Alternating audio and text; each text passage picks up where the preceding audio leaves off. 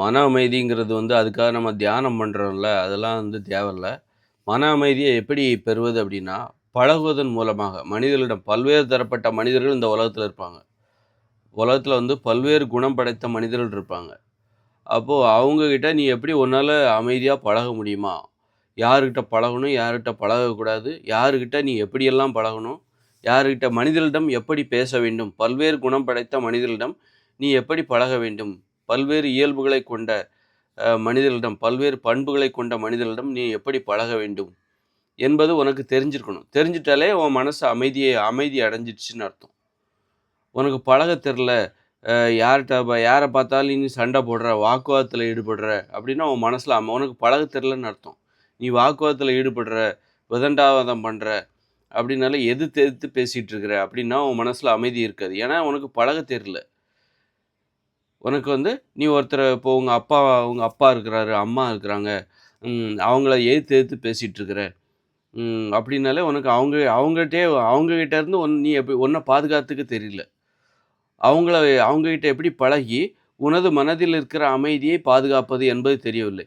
இல்ல என்னதான் பேசினாலும் உங்க அப்பா, அம்மா திருந்தவே மாட்டாங்க அப்படின்னா, அப்பா, அம்மா மேலயும் குறை இருக்கும். அப்போ அவங்ககிட்ட இருந்து விலகி இருக்க பழகணும்.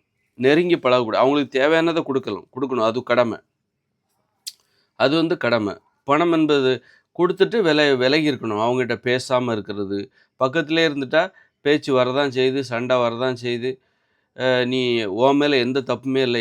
அவங்க அவங்க நீ எவ்வளோதான் சரியா இருந்தா கூட, அப்போ அவங்க மேல தப்பு. அப்போ அவங்கள நீ ஒரு தூரத்துல இருந்து பார்க்கணும். ஏதோ ஒரு குறைபாடு, அவங்ககிட்ட உள்ள ஒரு பிரச்சனைய நீ புரிஞ்சுக்கணும். ஆனா நீ டென்ஷன் ஆகக்கூடாது.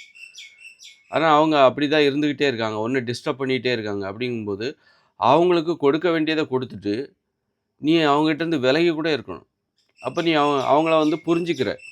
அவங்கள ஒரு பகையா நினைக்கல. அதனால உன் கடமைய நீ செய்யற. உன் மகன் என்கிற கடமைய நீ பணம் குடுக்குற, உதவி பண்ற. அதே இடத்துல விலகி இருக்கிற. அப்படி இந்த மாரி அமைதியை செ அமைதிய மத்தவங்கட்ட எப்படி பழகணும்?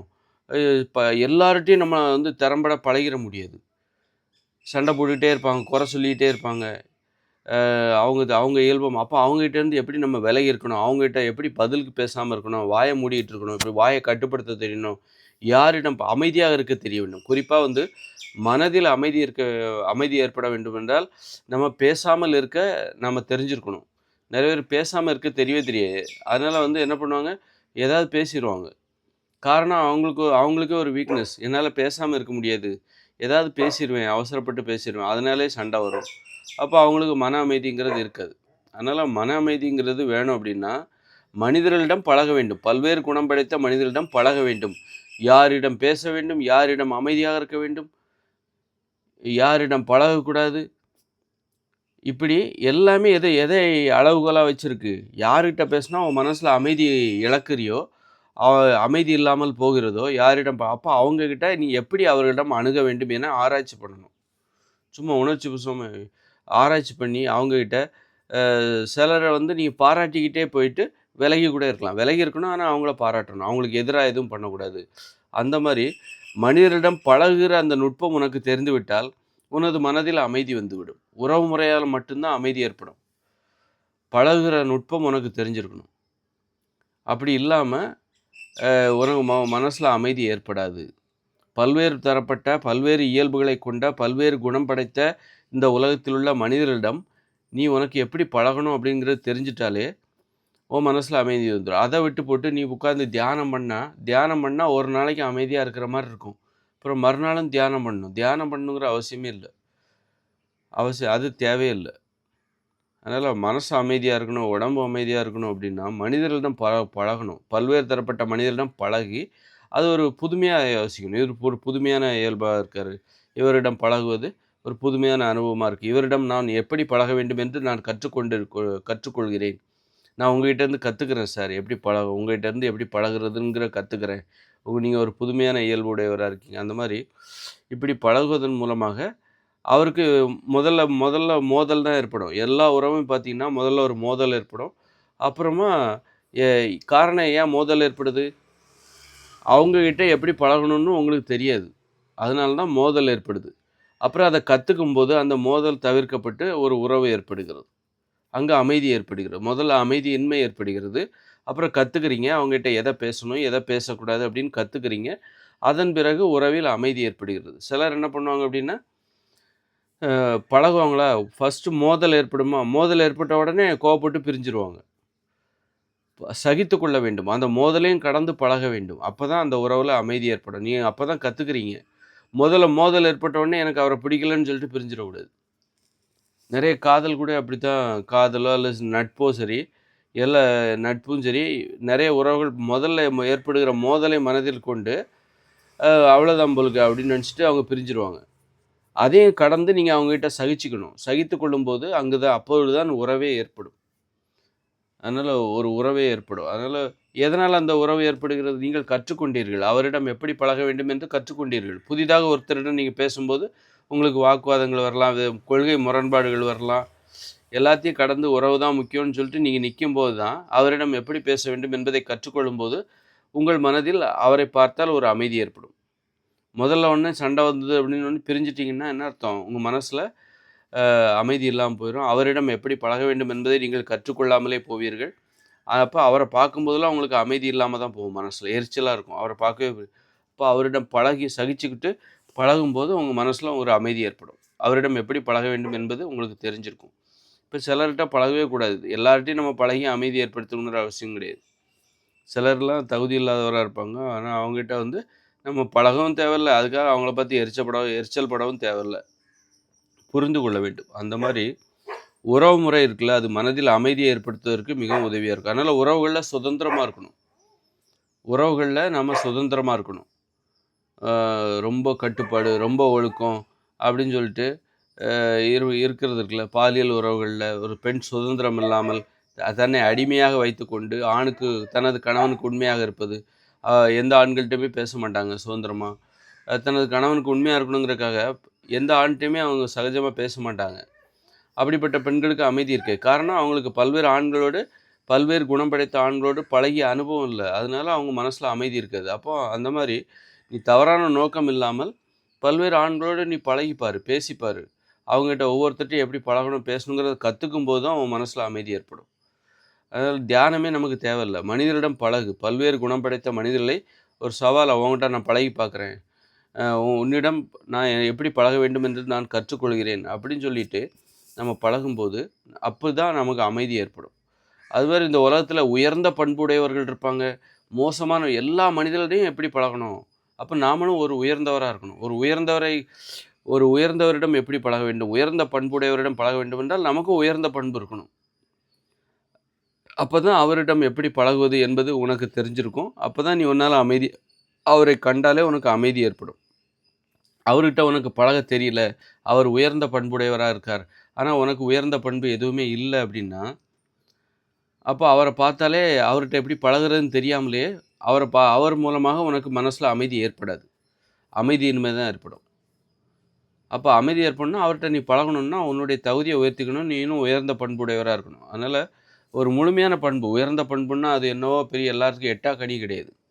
உயர்ந்த பண்பு என்பது அவ்வளோதான். ஒரு மனிதர்களுக்கான ஒரு முழுமை. அவ்வளோதான். என்கிட்ட உயர்ந்த பண்பு இருக்கு. என்கிட்ட உயர்ந்த பண்பு இல்லன்னா, என்கிட்ட முழுமையான அந்த பண்பு இல்லன்னு அர்த்தம். அவ்வளோதான். அதனால ஒரு சுயமரியாதையோட இருக்கணும். இதெல்லாம் இருந்தோன்னா, நேர்மையா இருக்கணும். பண விஷயத்துல நேர்மையா இருக்கணும். உறவுகள்ல உண்மையா இருக்கணும். ஒழுக்கமா இருக்கணும். எளிமையா வாழணும்னு ஆசைப்படணும்.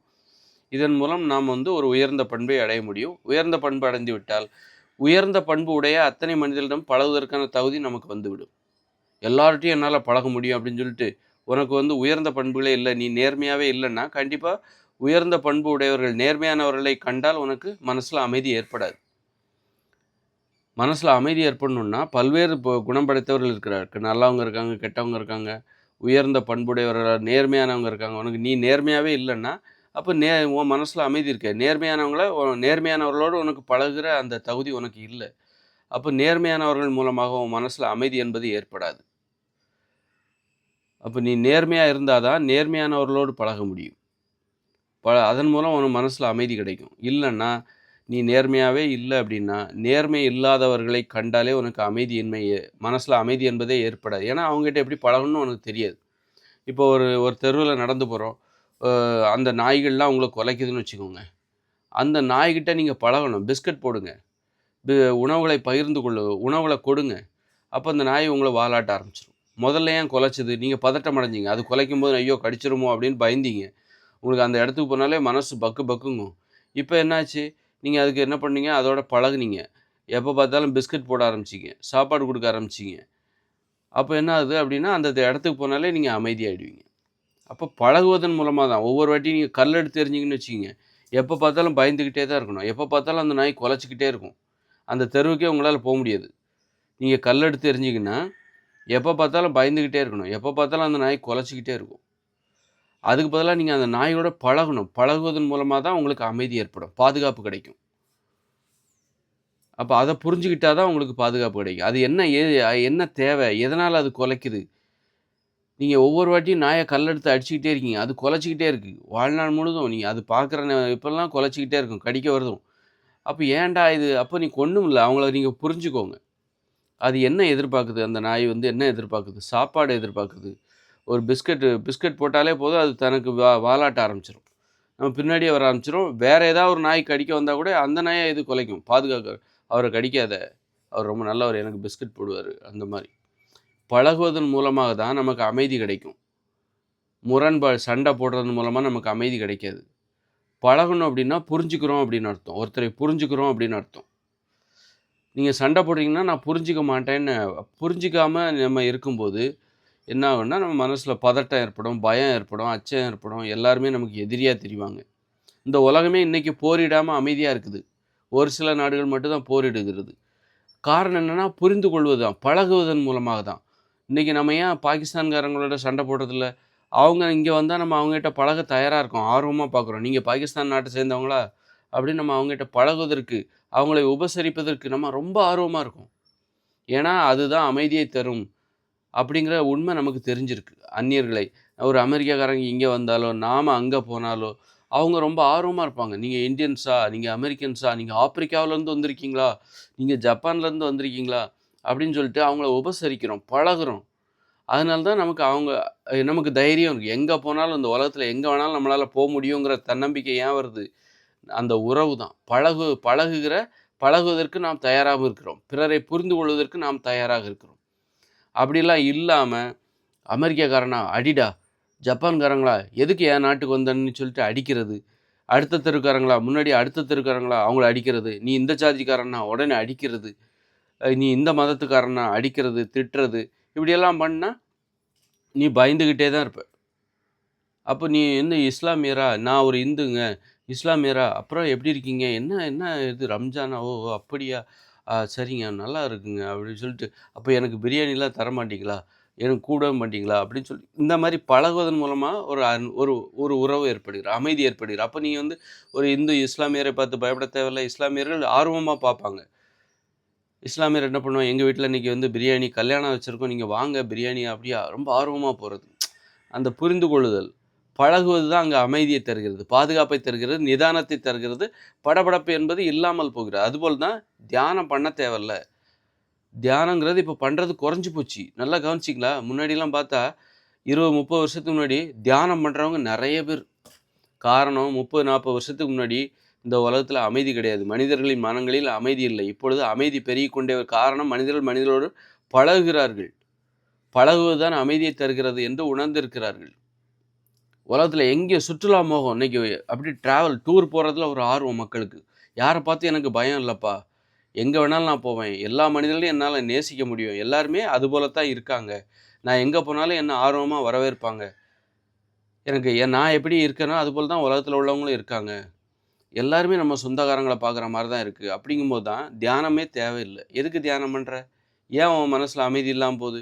என் மனசுல அமைதியே இல்லன்னா, நோயாளியா பார்க்குறாங்க அன்னைக்கு. இன்னைக்கு மனதுல தியானமே பண்ணாம நாம அமைதியா இருக்க முடியும். காரணம், நம்ம பழகுகிறோம். மனிதர்களோடு பழகுகிறோம். அதற்கு நாம் தகுதியானவராக மாற்றிக்கொள்கிறோம். நேர்மையானவராக இருக்க வேண்டும். உயர்ந்த பண்பு நம்மிடம் இருக்க வேண்டும். அப்பொழுதுதான் நீ உயர்ந்தவரோடு பழக முடியும். உன்னிடம் தாழ்ந்த பண்பு இருந்ததுன்னா, கேவலமான பண்பு இருந்தா, கேவலமானவர்களோடு மட்டும் தான் நீ பழக முடியும். அவர்களோடு பழகும்போது தான் மட்டும் தான் உனக்கு அமைதி ஏற்படும். உயர்ந்தவர்களைக் கண்டால் உன் மனசுல அமைதி இருக்காது. அப்போ உயர்ந்தவர்களிடம் பழகும்போது மட்டும் எனக்கு ஏன் அமைதி வரமாட்டேங்குது அப்படின்னா, நீ உயர்ந்தவராக இல்லை. உயர்ந்தவராக உன்னை மாற்றிக்கொள். அவர்களை பழகும்போது உனக்கு அமைதி ஏற்பட்டுரும்.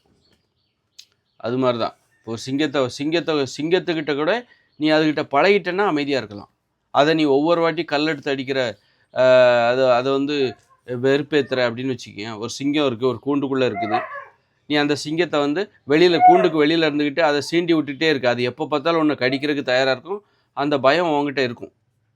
அதுக்கே நீ அப்பப்ப உணவு குடுத்த அப்படின்னா, அது உன்ன பார்த்தாலே பாசமாயிடும்.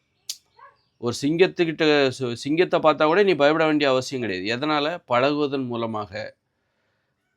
மூலமாக ஒரு சிங்கத்த பார்த்தா கூட நீ பயப்பட வேண்டிய அவசியம் இல்ல. அப்போ சிங்கத்தையே எதிர்கொள்ள உன்னால முடியும். அப்போ நீ ஒரு சிங்கத்தைப் போல ஆகிவிடுகிறாய். சிங்கத்திற்கு இணையான தைரியம் உனக்கு வந்து விடுகிறது. ஒரு சிங்கத்தை பத்தி எனக்கு தெரியும்பா. அத எப்படி என்னால கவர் பண்ணணும்னு எனக்கு தெரியும். அதுக்கு நீ மாமிசம் போடு, மாமி சாப்பாடு போடு. அது உன்ட்ட ரொம்ப பாசமா இருக்கும். உன்ன கண்டாலே ரொம்ப பாசமா இருக்கும். அப்போ முதல்ல சிங்கத்த பார்த்து பயந்த, ஓடி ஒளிஞ்ச. அப்போ ஒரு கோழையா இன்னைக்கு பார்த்தா சிங்கத்து கூட பழகுற. காரணம், அதுக்கு என்ன தேவை? அதோட பழகிட்ட. அதுக்கு என்ன தேவை? அதோட உணர்வுகள புரிஞ்சுக்கிட்ட. அதோட தேவைகள பூர்த்தி பண்ண. கடைசில பார்த்தா அது உன்னுடைய ஃப்ரெண்ட் ஆயிடுச்சு. அப்போ ஒரு சிங்கத்து கூடயே பழகுற அப்படின்னா, நீ சிங்கத்தின் தைரியம் உன்னிடம் இருக்கிறது என்று அர்த்தம். அதுக்காக நம்ம சிங்கத்தோடலாம் பழகணுங்கிற அவசியம் இல்ல. ஆனா ஒரு உண்மைய தெரிஞ்சுக்கிட்டோம். எப்பேர்ப்பட்ட உயிரினத்த பார்த்தும் நம்ம பயப்பட வேண்டிய தேவையில்ல. ஒரு சிங்கத்தை கூட அ சிங்கத்திடம் கூட நம்மால் பழக முடியும். காரணம் உறவுமுறை, பழகுதல். அதுதான் காரணம். புரிந்து கொள்ளுதல். அதன் தேவைகளை புரிந்து கொள்ளுதல். அது இல்லாம அத சீண்டி விட்டுட்டு அடிச்சு நாம அமைதிய ஏற்படுத்த முடியாது.